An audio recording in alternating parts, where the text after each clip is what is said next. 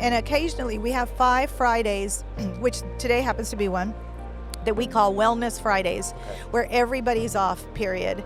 And it is just to focus on their health and wellness. Produced by Podcast Architects.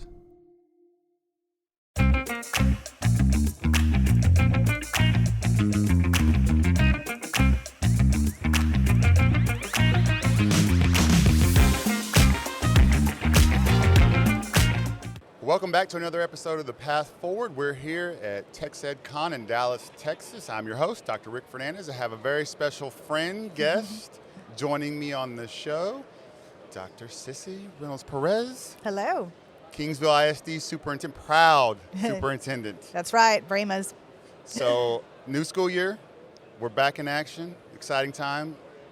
What are you excited about? Well, I'm very excited because this year we implemented an innovative calendar, we call. Okay. We rolled it out when we became a district of innovation in the spring, and it's a 4.5-day work week, we call a 4.5 day. 4 days, students come about 25 minutes longer than they would have. And then on Fridays, we have some Friday mornings where they come and they have innovation stations, interventions. We have had so many things that have brought the joy back to learning, the joy of learning back. We first rolled this out once we said we're going to have to get the community's input first. And so I reached out to all the community members like Boys and Girls Club, Douglas Center, different community members that would help with childcare, because the parents, that was going to be their first concern was, who am I going to leave my child with on Fridays, if y'all are going to be closed half days. Right.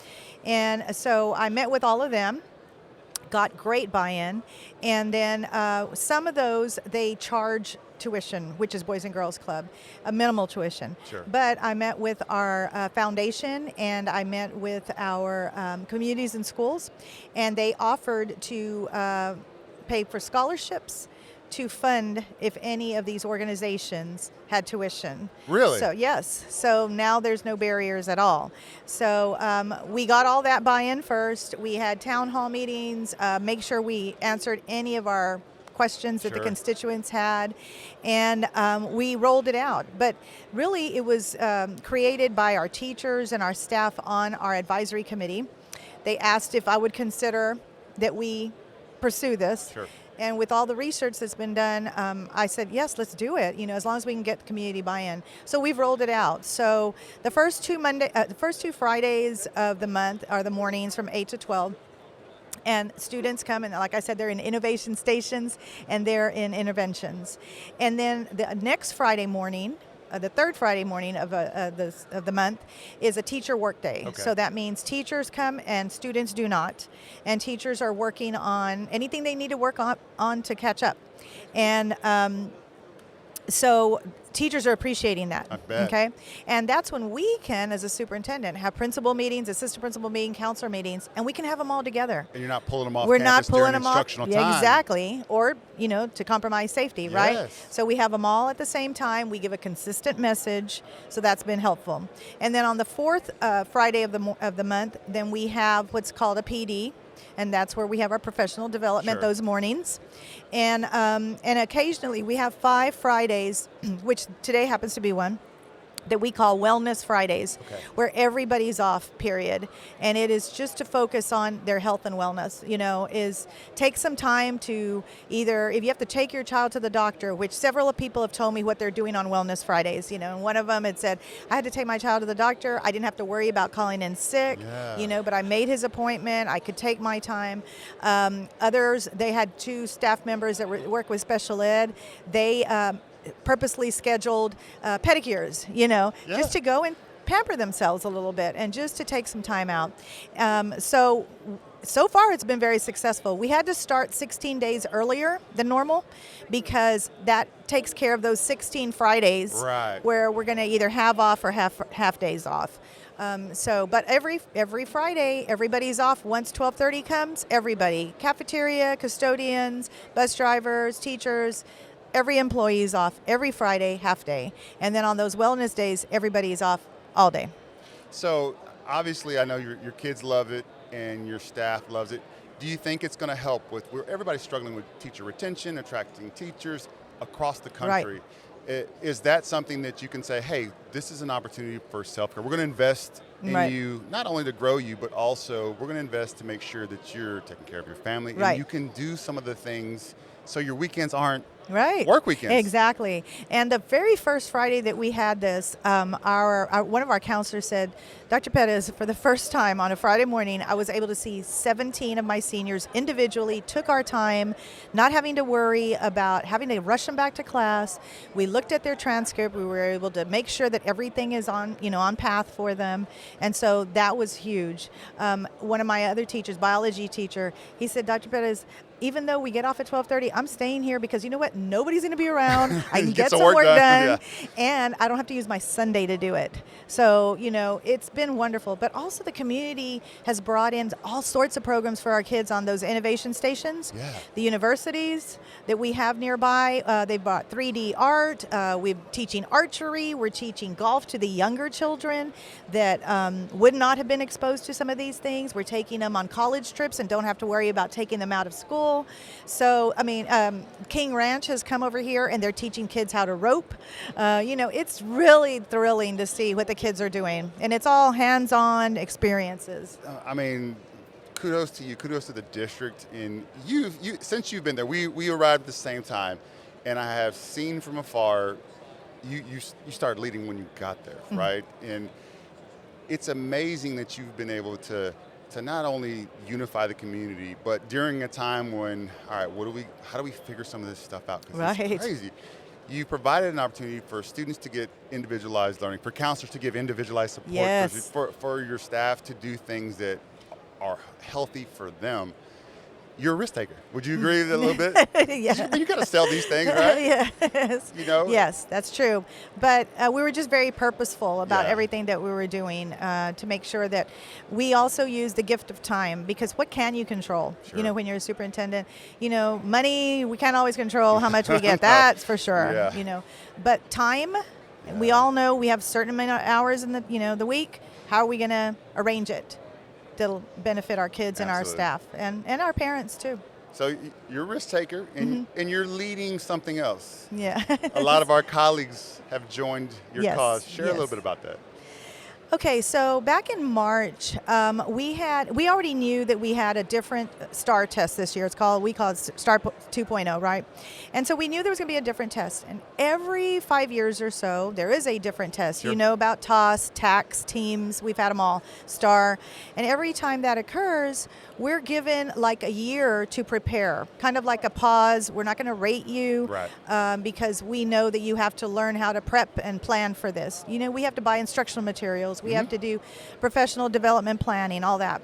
So, but this year, for some reason, with the new STAR test, we weren't given that grace. And in March, the commissioner had a superintendent Zoom with all superintendents across the state of Texas, and he shared his PowerPoint that said, and I remember seeing the slide, and I was in my conference room on our big Promethean board, with my team, and it said, you could be an A this past year and improve instructionally, right? But you're going to drop in your grade, okay?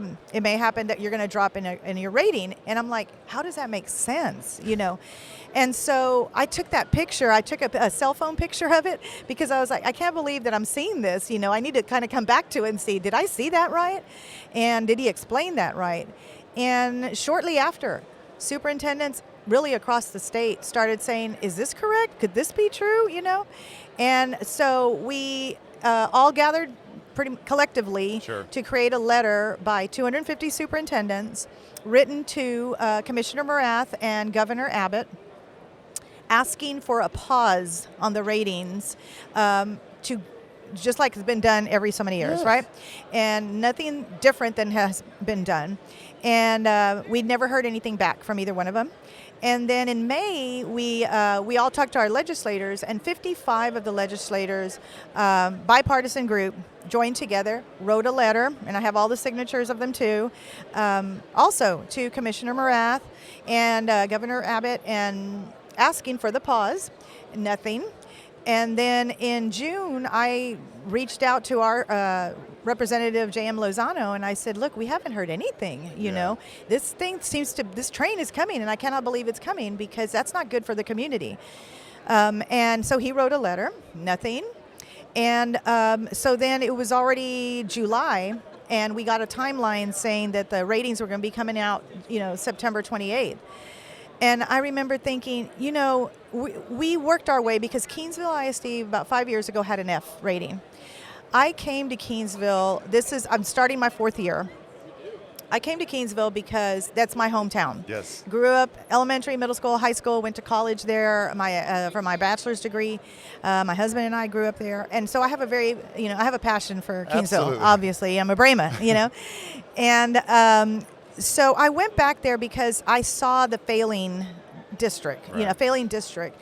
And I felt like I've got to be able to do something to try to help. I'm at the point where I'm old enough to retire, and it's like, maybe I can go help before I leave, And so I saw what it did to the community when they got an F, okay?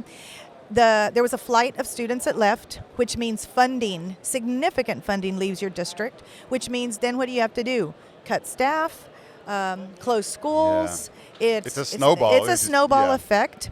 Also, the first day I got the job, our county judge Madrid, and the mayor called me, and I had a meeting with them. And Judge Madrid said, a couple of years ago, the Pentagon, he works with the Navy very, very well because he was in the Navy. We wanted them to bring a program to Kingsville because we have the Navy base there. Mm-hmm. And we had to pitch Kingsville, And he said, we had all the boxes checked, the location, the tax, everything, right. And the main question they asked was, so tell us why your school district is an F. Oh. Okay? And he feels that had a lot to do with them not bringing that program, right? So economically, that impacts the community. Absolutely does. So when I saw that, oh my God, we could end up being a D or an F because even though we raised it to a C plus, 78, we grew. We had been growing. Students improved, exactly. That's the mission. And even this year, our high school scores, those are the only scores we had at the time, because all the rest were in the zone of uncertainty, and I don't know if you've heard about that, but that's a whole other explanation of terms that TEA is using. And so I saw, okay, our high school has improved in every single subject. How unfair is that for us to then drop to a D or an F? We didn't know. Again, we were in the zone of uncertainty. So I said, we've got to do something. So I contacted our attorneys, and I said, can't you all file an injunction or something? Isn't there something you can do legally to help us? I don't understand why nothing's happening. This can't be real. And he said, you know what, let's look at some laws, but I'm going to tell you, Cissy, he goes, I'm going to need one district that I have to represent in order to do this, And I said, oh, God. I said, well, see what you can find first, And so he and his firm, they looked in all the law books, and he describes it. I mean, they had the law books. They were looking at everything. And they found some statutes that actually had been violated. And so then he brought that to us on Tuesday for the board meeting, before the board meeting. He comes and meets with me before, and then we go to the board meeting. And he said, okay, I found some statutes. He's showing them to me. He goes, come on. He goes, I need one district, and I said, wow. And I had prayed about it. Believe me, I had prayed about it. And I said, you know what, if my board will support me, then it's the right thing to do. What could I lose, really? I mean, I could retire, like I said, and you get a little more brave when you're at that age. You got that trump card to play. It's like, okay, I guess I have to retire, but it was just the right thing to do. So I took it to my board, and a couple of them are here. There's one of them right there, and and every one of them, we hadn't even finished saying it all because they've experienced the F a few years before, and they know how important this is. All of them said, "Let's do it. Let's do it. Let's do it." So we did it, we started spreading the word. Our attorney started spreading the word to other districts he works with, and that weekend I remember thinking, what did I just do, because we're not really hearing from anybody. But I walked out really from that mass. I remember it was I'll never forget it, thinking, no, this was the right thing to do. There was a song that played, Be Not Afraid. And I thought, okay, I cannot be afraid if it's the right. right thing to do. So since then, we've moved forward.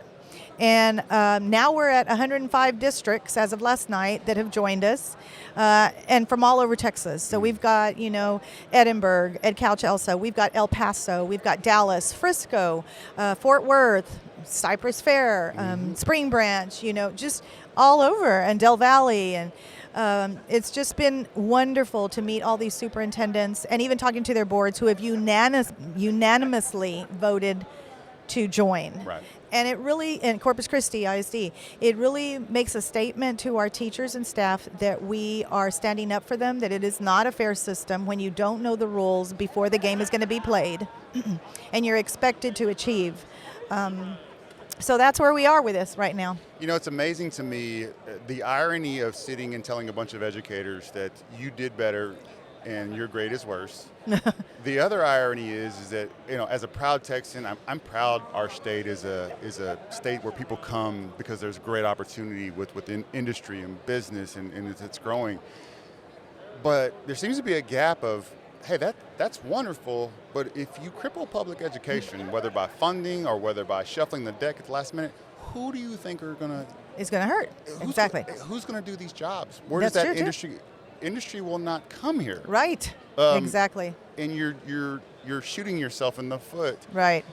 For who knows why, but it's just amazing to me that it doesn't make sense. It really does not make sense. It does not. And, so hopefully, what I think this has done is kind of help bring together, all of us for the common good.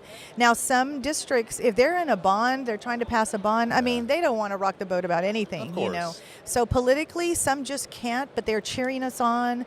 They're continually texting me or things like that. So we have a hearing on October 10th at 9 in the morning at Travis County Courthouse, and so we will see what happens. Let's hope that the judge sees that the law has been violated, and all we're asking is that the law be followed, that we be played fairly. Yeah. I mean, yes.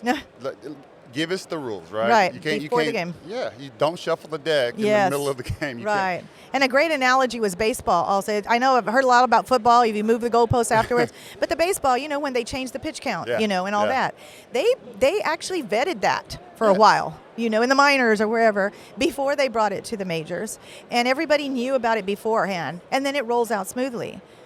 This has been done after the fact, and the fact that there was a delay just a couple of weeks ago by the commissioner tells us the math was not right. It wasn't, Something's off. Something's not right.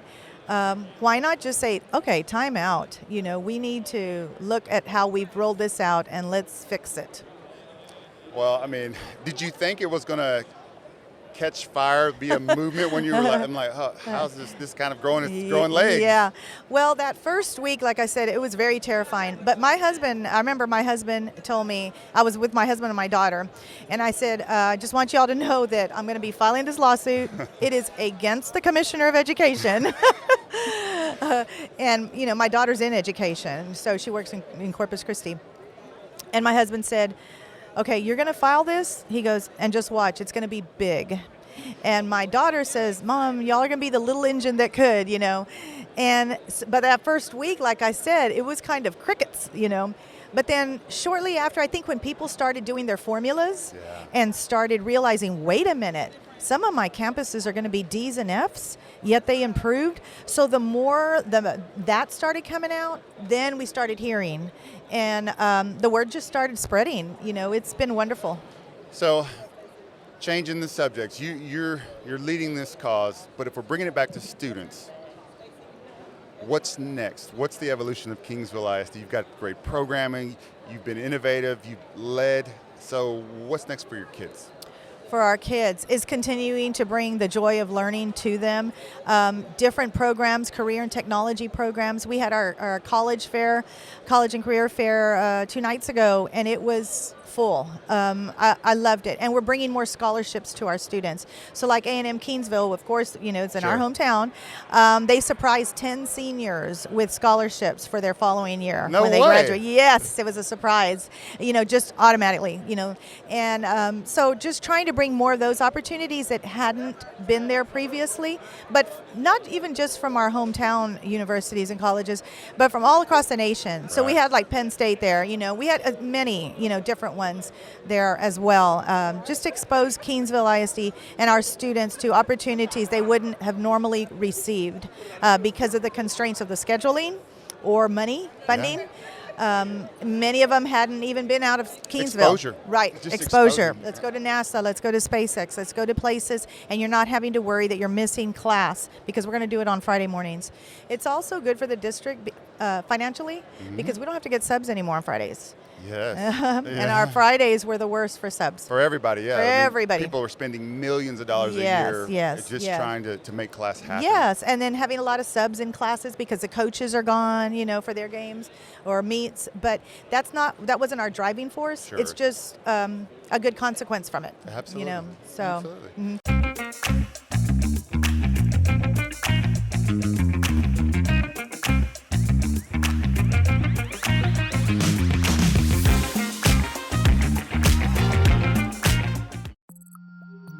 Produced by Podcast Architects.